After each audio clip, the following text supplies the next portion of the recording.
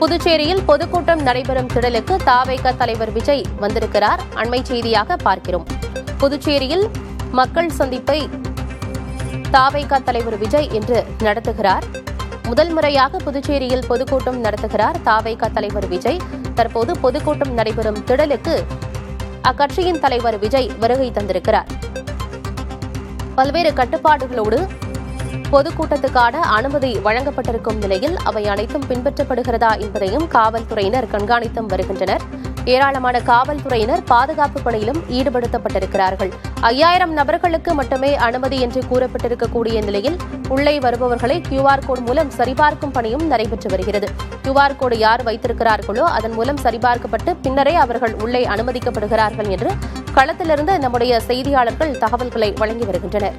விவரங்களோடு செய்தியாளர் முருகேசன் இணைந்திருக்கிறார். முருகேசன், புதுச்சேரியில் பொதுக்கூட்டம் நடைபெறும் திடலுக்கு தவேக தலைவர் விஜய் வருகை தந்திருக்கிறார். அது குறித்த விவரம் என்ன? தமிழக வெற்றி கழகத்தின் தலைவர் விஜய் கரூர் தீவிர சம்பவத்திற்கு பிறகு மக்கள் சந்திப்பு நிகழ்ச்சியை மீண்டும் 2 மாதங்களுக்கு பிறகு காஞ்சிபுரத்தில் கடந்த நவம்பர் 23ஆம் தேதி தொடங்கினார்.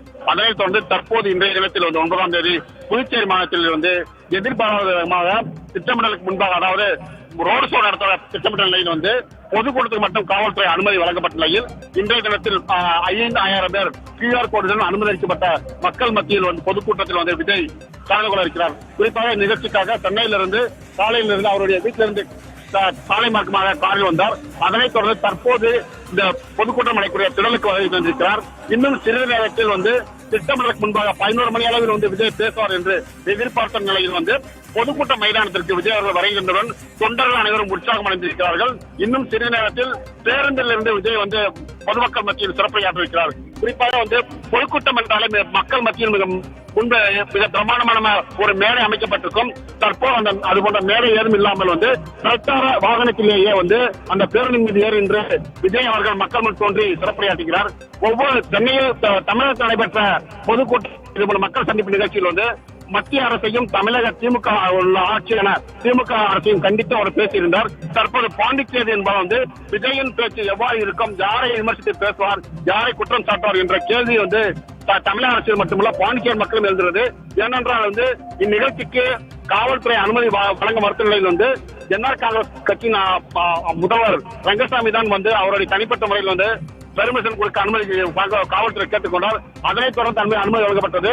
வரக்கூடிய 2026 சட்டமன்ற தேர்தலில் தவேகவும் ரங்கசாமி கட்சியும் கூட்டணி அமைத்துள்ள சூழ்நிலையில் இவர் ஆளும் கட்சி விமர்சித்து பேசுவாரா அப்படின்னு ஒரு கேள்வி எழுந்திருக்கிறது. எனவே விஜய் வழக்கம் போல் தமிழகத்தில் உள்ள திமுக அரசையும் மத்திய பாஜக அரசையும் கண்டித்தான் இந்த பொதுக்கூட்டத்தில் பேசுவார் என்று எதிர்பார்க்கப்படுகிறது. ஆனந்தி, இப்போ மைதானத்திற்கு வெளியே பாஸ் இல்லாமல் காத்திருந்த தொண்டர்களுக்கும் அனுமதி வழங்கப்பட்டிருப்பதாக தகவல் வெளியாகியிருக்கே முருகேசன், அப்படியா?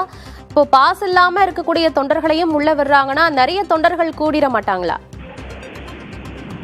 வழக்கமாக ஒரு QR கோடுடன் கூடிய பாஸ் ஒரு நபருக்கு ஒரு கொடுக்கப்பட்ட பாஸ் 2 பேர் உள்ளே செல்லலாம் என்று 500 பேருக்கு 5000 பேர் அனுமதிக்கப்பட்டார்கள்.